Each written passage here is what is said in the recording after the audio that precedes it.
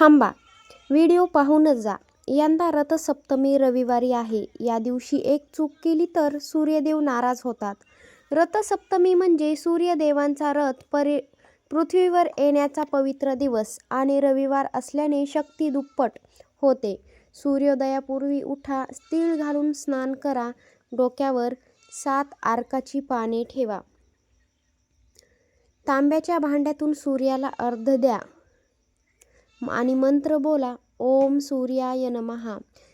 रथसप्तमी दिवशी केस कापू नका, मांस, दारू, मटण खायचे टाळा. घरामध्ये भांडण, राग, वैताग करू नका, उशिरा झोपू नका.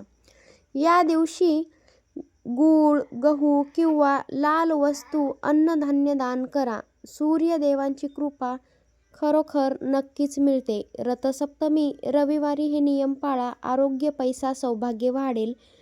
जय सूर्यदेवाय नमः.